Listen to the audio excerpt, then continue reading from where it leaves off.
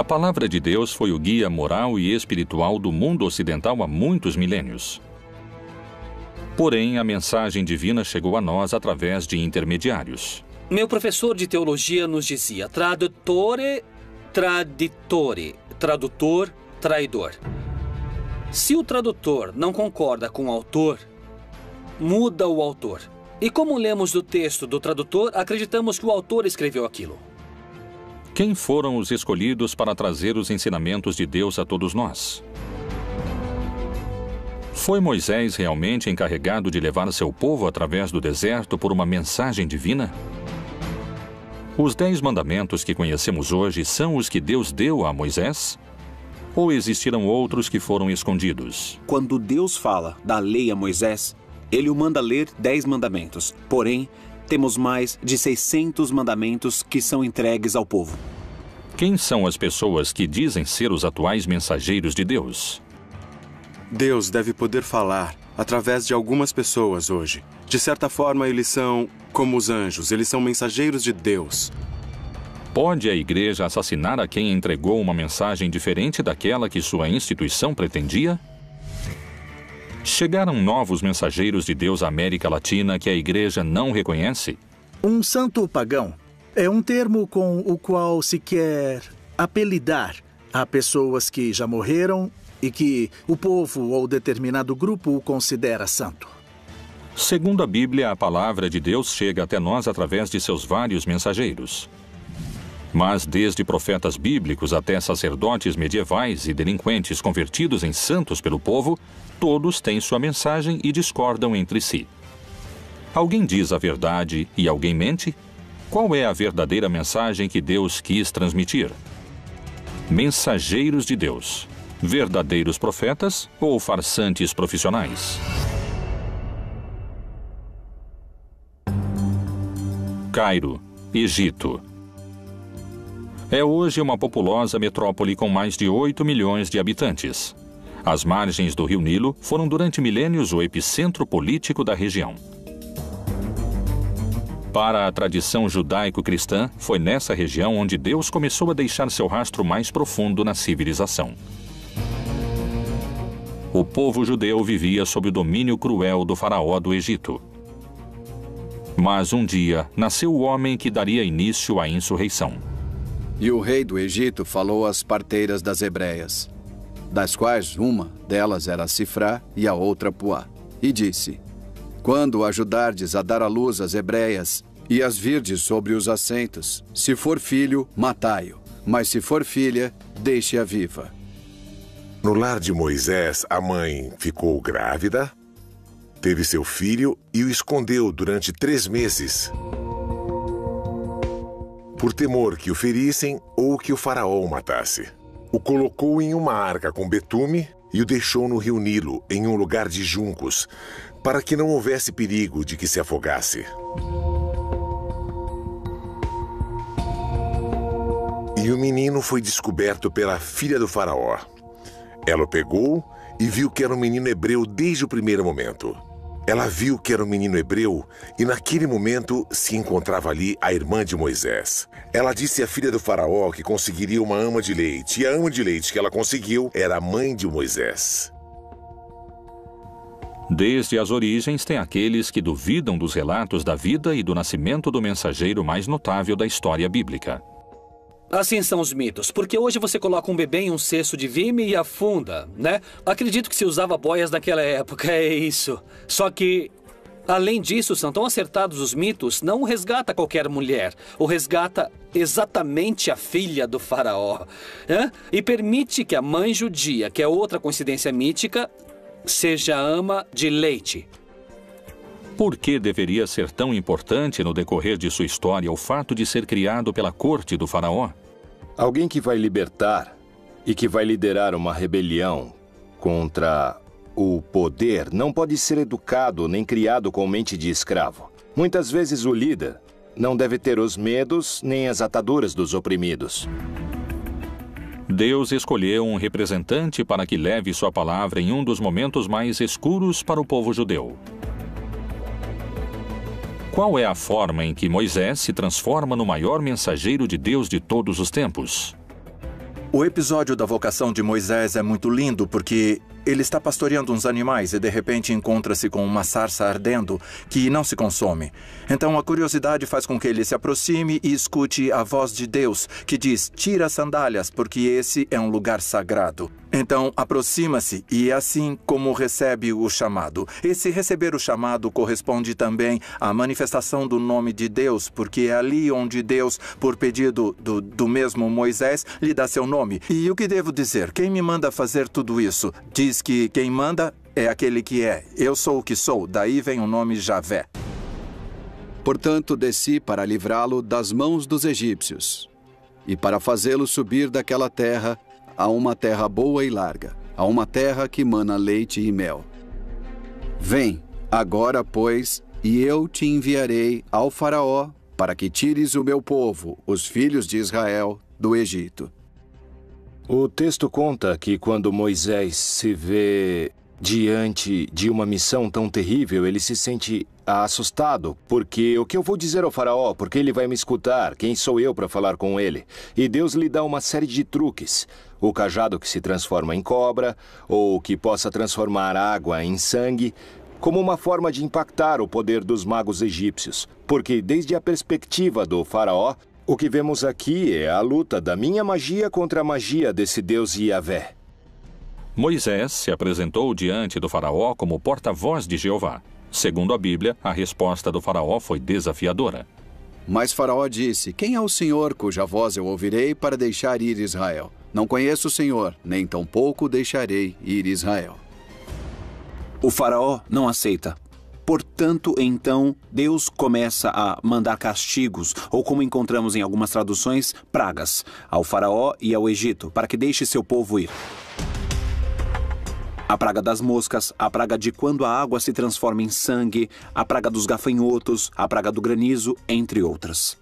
Todo o relato das pragas acontece dentro de uma estrutura que é dinâmica e repetitiva.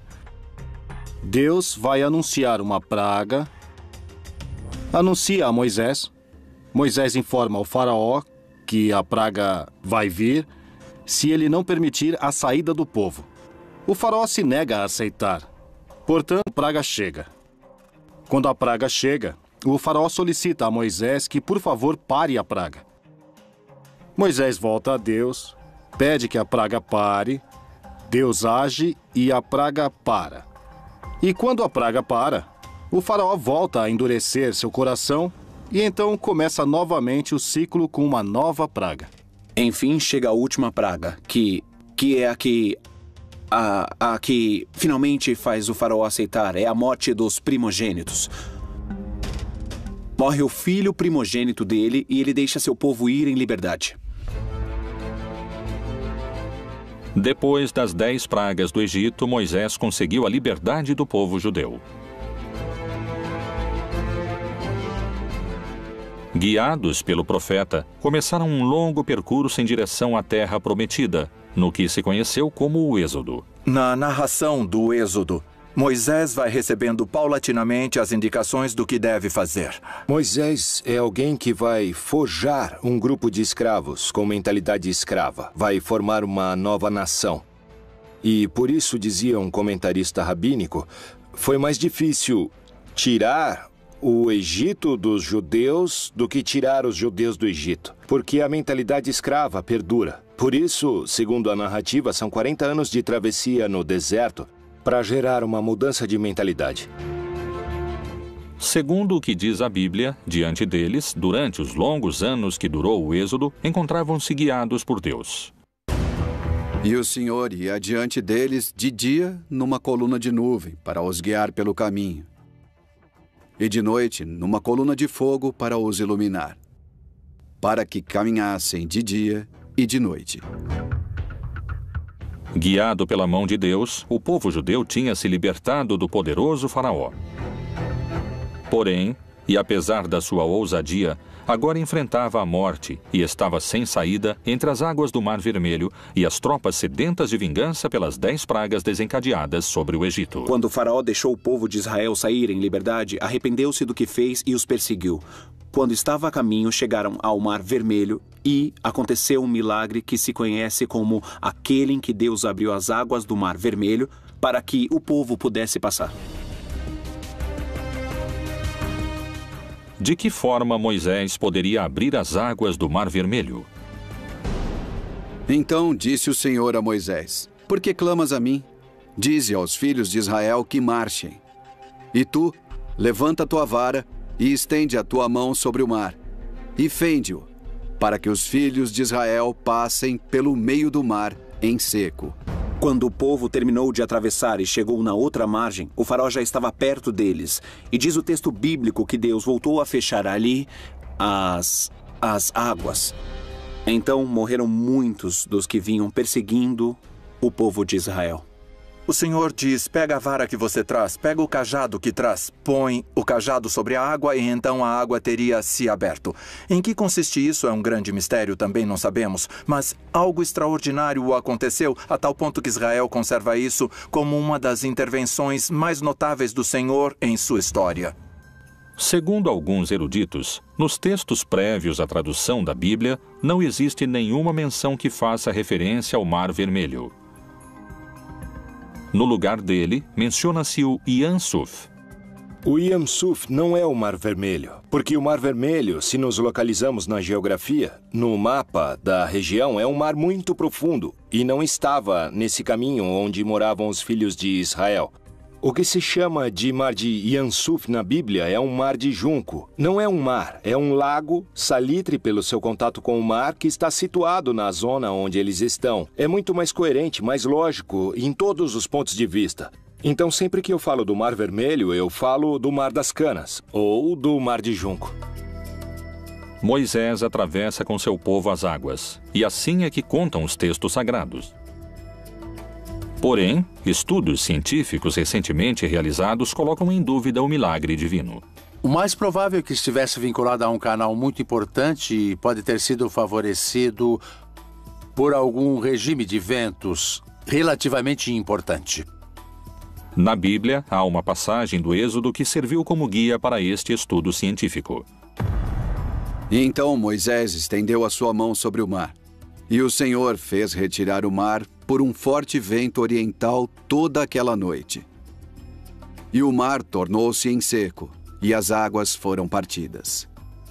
As pessoas puderam atravessar o Mar Vermelho, provavelmente numa zona muito próxima da costa, nunca pelo centro do Mar Vermelho, onde seria improvável que tivesse uma abertura mesmo se tivesse muito vento.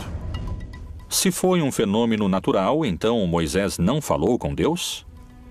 Sem dúvida, Moisés é um escolhido, um dos escolhidos mais claros, um grande caudilho escolhido pelo Senhor a realizar essa tarefa de mediação. Primeiro, na negociação com Faraó e depois de guiar o povo, tanto para atravessar o Mar Vermelho quanto na chegada à Terra Prometida, embora ele mesmo não entre na Terra Prometida. Claramente é um escolhido do Senhor para cumprir a missão. Aceitar a historicidade ou não nos relatos do Êxodo se torna um problema de fé.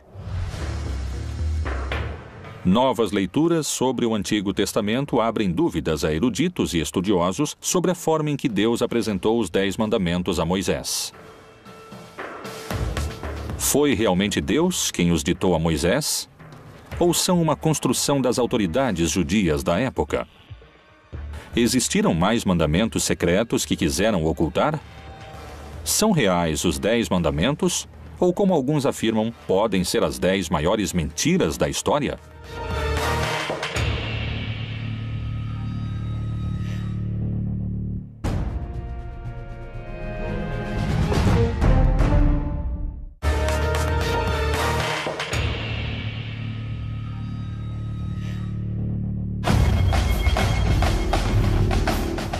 Moisés, o principal mensageiro divino, seguia em frente através do deserto guiado por Deus, levando seu povo à sua libertação. As pragas e o longo êxodo pareciam estar chegando a seu fim. Egito, Península do Sinai. O Monte Sinai é um dos maiores picos do Egito. Com 2.285 metros acima do nível do mar, é um dos lugares mais próximos aos céus na região. E é aqui, nesse cume, onde Moisés selou a aliança de seu povo com Deus. O encontro do povo com Deus se dá no Monte Sinai. O povo embaixo do Monte Sinai e acima Deus falando, mas parece que sua voz é forte.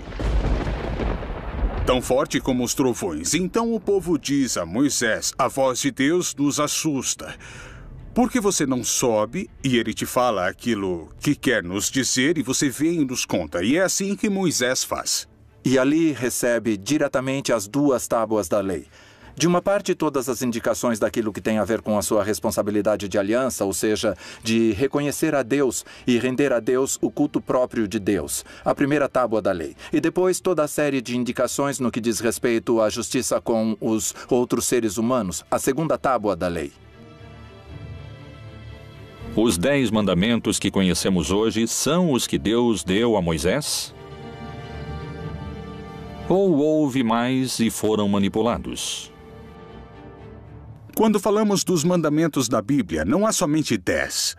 O Pentateuco está cheio de leis. Há muitas listas de mandamentos em Números, no Levítico e mesmo no Êxodo, não é? São chamados de mandamentos ou leis, simplesmente. São propostas ou ordens que vão ser entregues a um povo e aos líderes para que possam ter uma boa maneira de viver.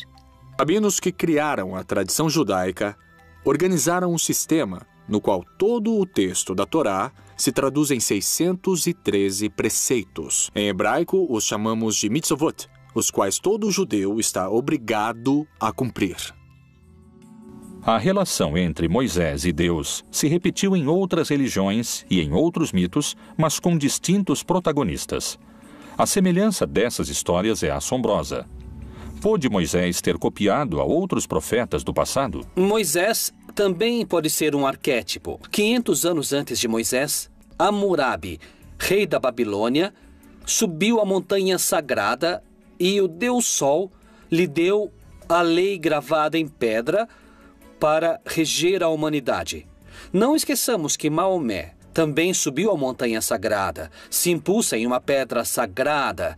E Deus, que em árabe se chama Allah, não é outro Deus. É simplesmente a tradução da palavra Deus, só que em árabe. Lhe dá o Corão. Então, Moisés tem que fazer o mesmo que os grandes líderes para que o povo creia que essa lei foi Deus que mandou.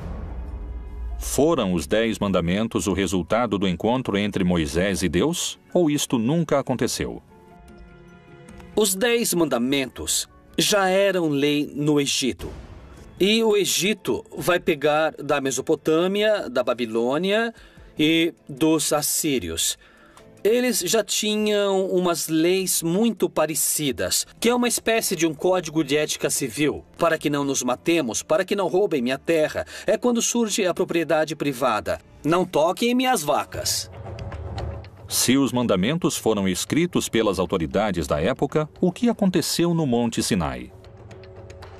Muitos especialistas afirmam que os 10 mandamentos poderiam muito bem ter sido mais numerosos, ou poderiam ter sido distintos. Qual é a versão bíblica desse encontro e a escritura nas tábuas da lei? E deu a Moisés, quando acabou de falar com ele no Monte Sinai, as 2 tábuas do testemunho. Tábuas de pedra escritas pelo dedo de Deus. Quando Moisés desce, conta a história bíblica, ele vê o povo adorando a um bezerro de ouro, mas eles chamam de Yahvé ou Jeová. Dão-lhe o nome de Deus, mas aqui o problema é que lhe deram a imagem de Deus. E um dos mandamentos é que você não deve lhe dar imagem, porque se você dá imagem a Deus, você pode controlar a imagem. E aconteceu que, chegando Moisés ao arraial, e vendo o bezerro e as danças, acendeu-se-lhe o furor, e arremessou as tábuas das suas mãos e quebrou-as ao pé do monte. Os 10 mandamentos estão escritos em 2 tábuas, e houve 2 edições dessas 2 tábuas. A diferença entre uma e outra é que, segundo a Torá, no primeiro caso, Deus escreveu com sua própria mão as tábuas, e no segundo caso, Deus ditava e Moisés escrevia, o que nos dá lugar a pensar que ali Existe uma brecha. Meu professor de teologia nos dizia tradutore, traditore, tradutor, traidor. Se o tradutor não concorda com o autor, muda o autor. E os que lemos ao tradutor, acreditamos que o autor falou isso. Os 10 mandamentos e a forma em que foram entregues a seu mensageiro continuam sendo um mistério, e para muitos, puderam ter sido manipulados. Disse mais o Senhor a Moisés: escreve estas palavras, porque conforme ao teor destas palavras, tenho feito aliança contigo e com Israel. Pôde ter Moisés manipulado os textos ou foi uma mensagem de Deus? Todas as tradições religiosas pressupõem que os profetas e aqueles que transmitiram essas mensagens e esses textos agiam com credibilidade e com paixão em busca da verdade. Então, com essa suposição, você diria, bom, seria muito estranho se alguém se atrever a adicionar ou tirar algo da mensagem divina. Foram os textos canônicos que envolveram a Moisés os únicos que relatam o que Deus quis transmitir sobre os mandamentos que hoje conhecemos? Ou houve outros que oferecem uma versão distinta? No começo do século II e até o século V, se escreveram distintos evangelhos. Ou seja, já não pertencem à época dos apóstolos, nem dos discípulos dos apóstolos. Existem livros apócrifos tanto no Novo Testamento como no Antigo Testamento. Dentro dos apócrifos do Antigo Testamento, encontramos uma comunidade chamada Essênios, que era uma seita judaica que vão produzir uma série de textos. E um desses textos nos fala sobre uma das tábuas e das 2 tábuas, dos 2 momentos em que fazem as tábuas. E vai se propor que a razão pela qual mudam as tábuas é para endurecer todas as regras ali previstas, todas as normas previstas. A novidade dos grupos dos essênios é que haveria mandamentos novos. Por exemplo, o de se purificar em água 2 ou 3 vezes ao dia, o de se vestir de branco, o de preferir uma comida um pouco mais vegetariana e frugal que o resto dos judeus, e a preferência por se abster das relações sexuais. Quais foram os verdadeiros mandamentos que Deus quis deixar de legado à humanidade? Foram os 10 mandamentos o resultado do encontro de Moisés com Deus? Os mais crentes acreditam que sim. Os teólogos mais céticos sustentam que são o resultado de anos de legislação judaica. Existem pessoas que em tempos modernos juram falar com Deus como fazia Moisés. Estão entre nós os novos mensageiros de Deus?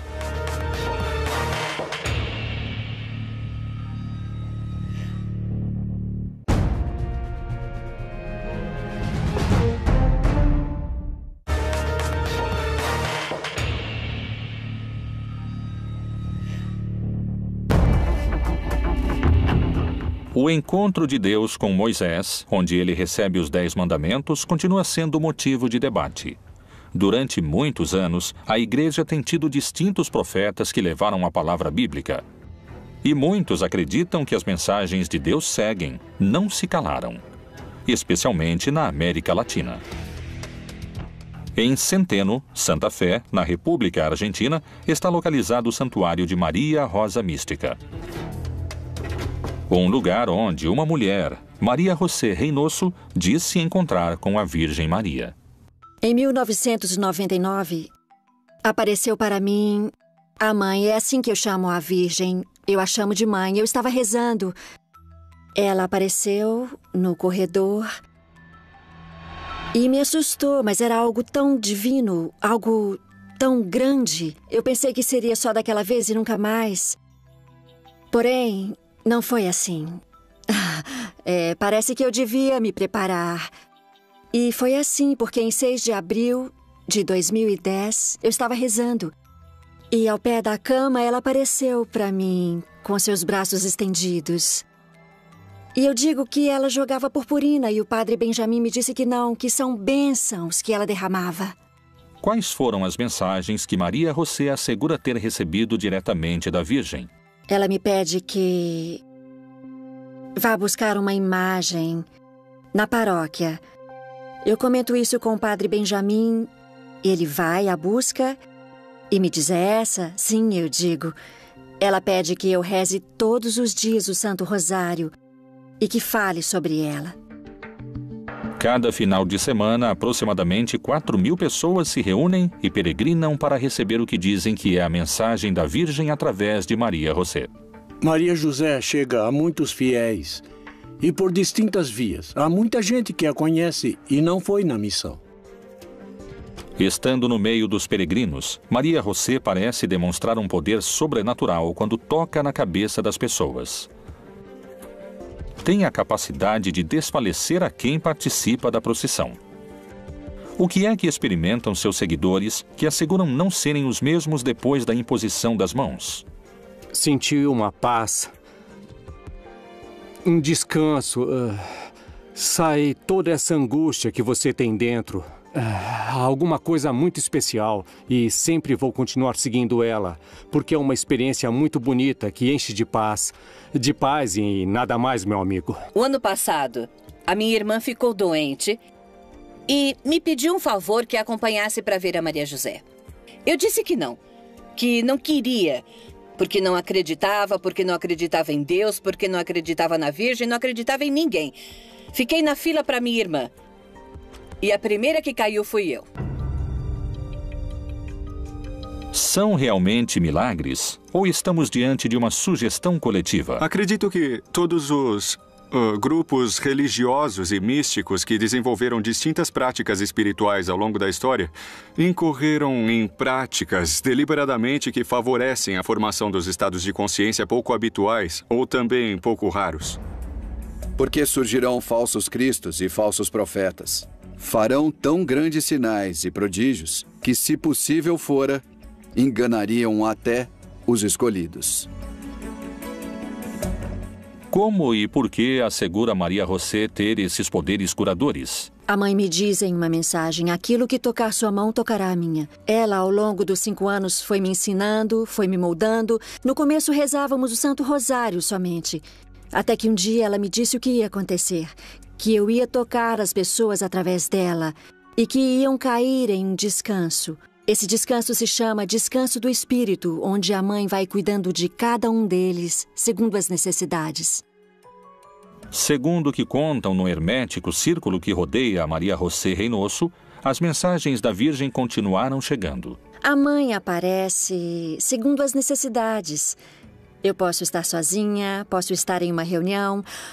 Posso estar, inclusive, nos lugares mais insólitos. Quando ela precisa, ela aparece.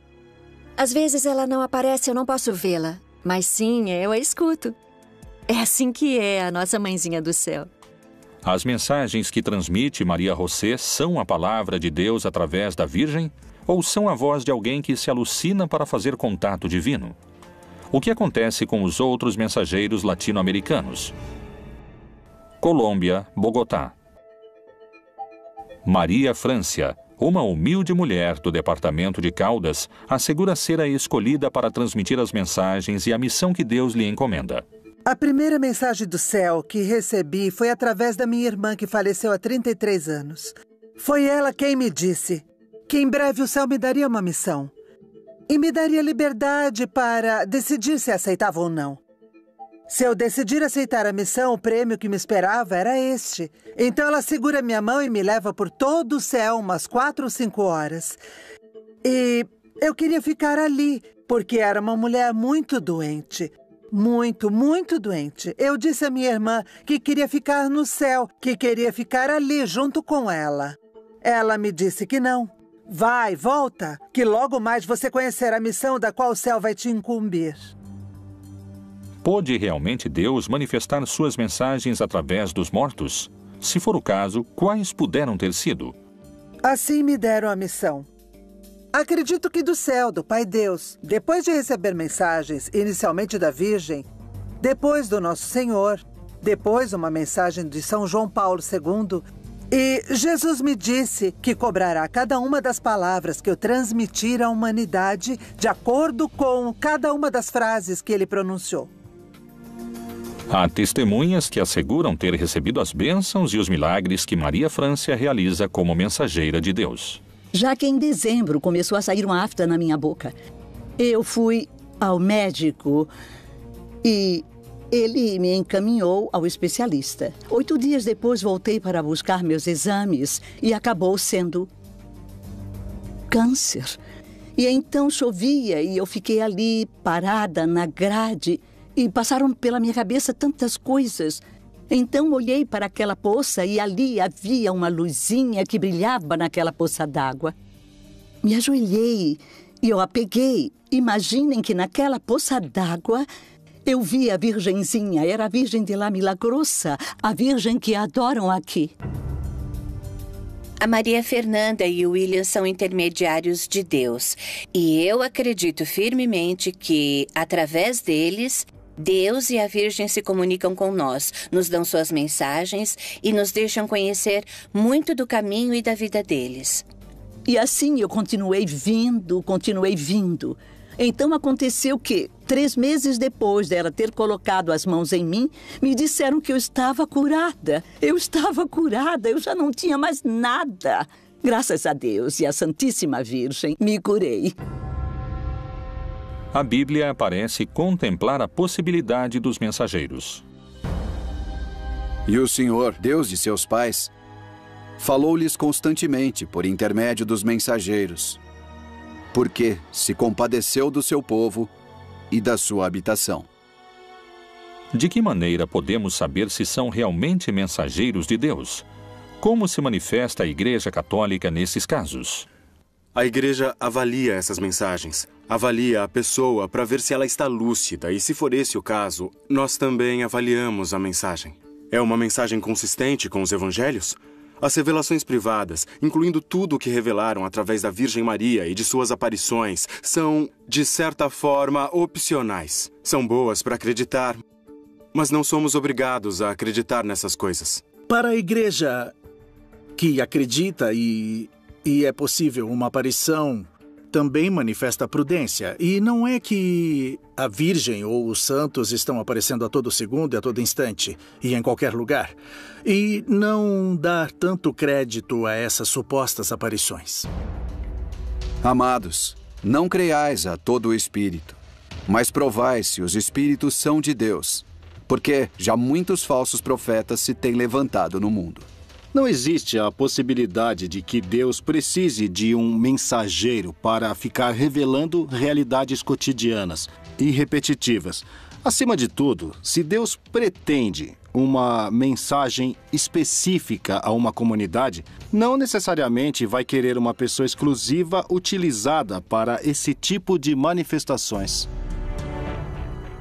Lamentavelmente, eu não sou apoiada pela igreja. E no começo eu sofri muito, mas, bom, eu fui assumindo. Eu quero ser defendida por meus pais celestiais. É o que mais me importa nesse momento.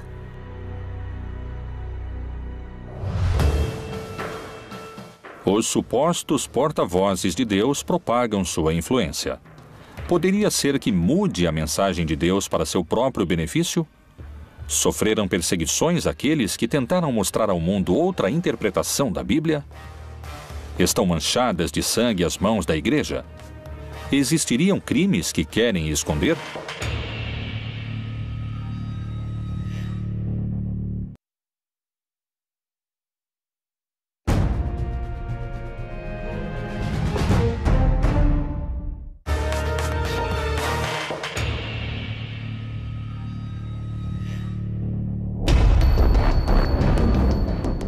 Os mensageiros de Deus não só se encontram nas passagens bíblicas, mas também, como alguns asseguram, se encontram hoje trabalhando entre nós, além das páginas do livro sagrado. As traduções da Bíblia foram numerosas. Há 450 línguas de forma completa e há mais de 2.000 de forma parcial, o que a torna o livro mais traduzido da história. Cada nova tradução leva a mensagem de Deus a milhões de pessoas. Mas tentar divulgar a palavra divina poderia ser muito perigoso. Quem foi William Tyndale e qual foi seu trágico desenlace depois de ter traduzido a palavra de Deus? Um personagem-chave importante nesses episódios foi William Tyndale. William foi um estudante do grego e do latim e tinha destaque. Se caracterizou por querer traduzir o texto grego que traduziu Erasmo de Roterdão ao inglês do povo comum da Inglaterra. Porém, muitos não permitiam que fosse traduzido o texto à língua comum do povo. E isso não só aconteceu na Inglaterra, mas também na Alemanha, na Suíça e nos Países Baixos. Tyndale foi caçado pela igreja, porque a igreja acreditava que o povo não deveria contar com a Bíblia no seu próprio idioma, nem o Pai Nosso podia ser repetido em inglês, tudo tinha que ser em latim. Pela ideia de que as pessoas poderiam distorcer a Bíblia porque não iam poder entendê-la. Tyndale publicou o Novo Testamento em inglês, fora da Inglaterra, porém foi traído por um amigo e a Inquisição o levou de volta à Inglaterra, onde morreu queimado vivo na fogueira, por ter traduzido sem o consentimento da igreja o que ele considerava ser o pão espiritual do qual as pessoas estavam precisando. E viu alguns tronos, e foi entregue o poder de julgar aos que neles se assentaram. E vi as almas dos que foram degolados por causa do testemunho de Jesus e da palavra de Deus. A partir das traduções de Tyndale, a mensagem de Deus podia chegar a quem nunca tinha chegado antes. E isso, aos olhos de muitos, podia ser perigoso. A Igreja Católica continuou condenando a tradução da Bíblia, sobretudo porque o povo católico é muito ignorante da Bíblia, portanto incapaz de questionar os textos bíblicos, que na prática estavam todos proibidos. Segundo eruditos e teólogos, a tradução de Tyndale era perigosa porque, ao aproximar a mensagem de Deus ao povo, o sacerdote não seria mais o intermediário entre os devotos e Jeová. Os príncipes, os governantes tinham muito medo que o povo, ao ter acesso às escrituras, o Papa e os líderes religiosos, a igreja institucional pudesse perder o poder. As pessoas comuns não deveriam ler a Bíblia porque iriam interpretá-la errado. O que, na verdade, ia acontecer é que as pessoas não iriam precisar do clero como intermediário. A ideia protestante era que o povo diretamente tinha que ter a Bíblia no seu idioma e que cada crente tinha que interpretá-la. Então, realmente não tinha problema. William é aprisionado, depois assassinado e, por fim, morre na forca, mas também é queimado. A razão? Por traduzir o texto do grego ao inglês comum do povo.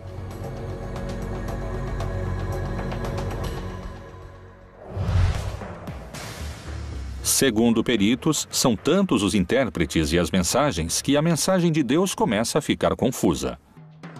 Poderia ser esse um dos motivos pelos quais muitas pessoas se inclinam a acreditar nos santos populares?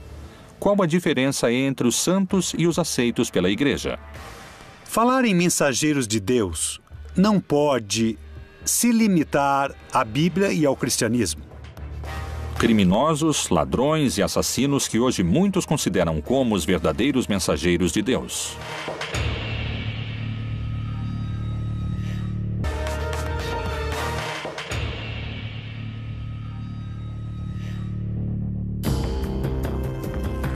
Os mensageiros de Deus ao longo da história tiveram distintos protagonistas e diferentes desfechos. Estão aqueles que recebem mensagens da Virgem ou aqueles que traduziram essa mensagem divina com um final trágico, como é o caso de William Tyndale. Na liturgia católica, os crentes pedem milagres a Deus através dos santos. Pelas distintas circunstâncias, a população recorre também a santos populares, muitos deles pagãos.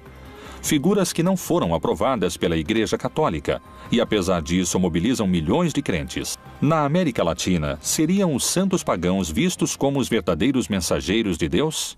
No texto bíblico, a palavra santa utilizada para as pessoas é o povo de Deus, porque era único e especial. E depois é a igreja, porque é única e especial. Não é a qualidade moral e humana da pessoa que a faz santa. Mas no contexto do Novo Testamento, é a eleição que Deus faz, que faz das pessoas. Porque eu sou o Senhor, que vos fiz subir da terra do Egito, para que eu seja vosso Deus, e para que sejais santos, porque eu sou santo.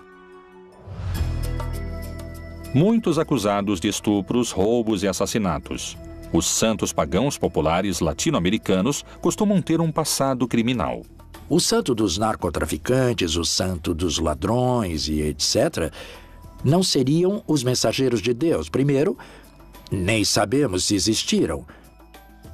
Segundo, o cristianismo não tem fetiches. O cristianismo não acredita que uma imagem ou que um objeto vai solucionar seus problemas. O interesse de Cristo está na transformação do coração das pessoas. Poderíamos pensar que os santos populares estão associados ao que seria a precarização, a necessidade, a ausência de canais institucionais para solucionar muitos problemas que eles poderiam ser atendidos sem necessidade de recorrer a forças mágicas ou sobrenaturais ou religiosas. Quem são os personagens transformados em santos populares para quem pedem milagres? México, Tijuana. Nessa região se sobressai a figura de Juan Soldado, santo patrono dos indocumentados mexicanos. A figura de Juan Soldado só tem sentido como todos os santos populares a partir da sua inscrição numa história social particular. E nesse caso, a história social é o fim da chamada Lei Seca, a Lei Volstead, do fim da proibição da bebida alcoólica. Isso gera um movimento, as pessoas se confrontam, tem mortos, se fecha a fronteira internacional, se declara o Dia Sangrento de Tijuana. Nesse movimento exato se dá o assassinato da menina Olga Camacho. As pessoas vão tentar linchar o suposto responsável, Juan Castillo Morales, que foi acusado e, em uma situação sumamente irregular, se faz justiça. E assim, diante dos olhos de todos, ele é abatido e morre. Imediatamente depois, começam a aparecer testemunhos onde, supostamente, Juan Castillo Morales aparece com sua alma clamando sua própria inocência. Então, as mesmas pessoas que queriam linchá-lo começam o processo de santificação. Mas quais seriam os motivos pelos quais se transformam em santos esses personagens que parecem estar tão afastados da palavra do Senhor? Na Bíblia não há nenhuma figura santa, não há nenhuma figura perfeita. Além disso, o livro de Eclesiastes, Planteia, diz uma frase que não há pessoa justa que não peque. E nós vemos os defeitos de Abrão, de Moisés, de cada uma das figuras mais sagradas. São seres humanos que, na sua procura por se encontrar com Deus, por cumprir sua missão com seu destino, tropeçam, caem e encontram o seu lugar no mundo. Outro dos santos pagãos mais populares é conhecido como Santa Muerte. A origem dessa crença data da época pré-hispânica e está relacionada com os deuses astecas e maias. Por que aquelas pessoas que vivem vidas marcadas pela violência veneram a esse santo pagão? O culto a Santa Muerte nasce de uma contínua exposição a perder a vida. Pensa-se que o dono da vida é a morte. Então eu o adoro, eu lhe peço para não perder a vida em um contexto de violência e de morte. O culto à Santa Morte é um culto onde se misturam cultos típicos da violenta realidade carcerária que tem a ver com a manipulação de ossos, de cadáveres em determinados momentos rituais. Essas pessoas que provêm de setores populares levam a religiosidade dos setores populares também às cadeias. E nas cadeias se mistura com outro elemento também importante, que é o elemento da violência. E para fazer a diferença entre o santo e o profano, e entre o imundo e o limpo. A Santa Muerte é um culto aberrante e contraditório desde o ponto de vista católico. Não só não são mensageiros de Deus, são um perigo para quem entra nessas práticas e para quem se incorpora às filas dessas pseudo-religiões. Por que esses santos são venerados cada dia por mais pessoas se seu passado se relaciona com a violência e a morte? Os santos pagãos respondem a essas necessidades específicas das pessoas porque sempre há pobreza, sempre houve injustiça econômica. em todos os povos. Então, esses personagens e esses outros líderes alternativos vão dizer: venham, há um lugar para vocês se nas suas igrejas, nos seus governos e nas suas sociedades e nas suas famílias não aceitam vocês, nós sim aceitamos. E é claro que as pessoas vão responder a isso. Ocupariam os santos pagãos lugares de contenção que outras instituições não souberam atender? Seria essa uma forma plebeia e rebelde de se comunicar com Deus, na qual o povo estabelece seus próprios mensageiros?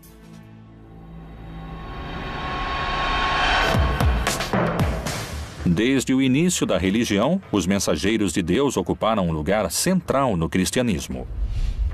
Realmente Moisés falou com Deus, ou pode ter formado parte de uma construção necessária para doutrinar o povo? Existiriam na atualidade pessoas que são portadoras da mensagem de Deus?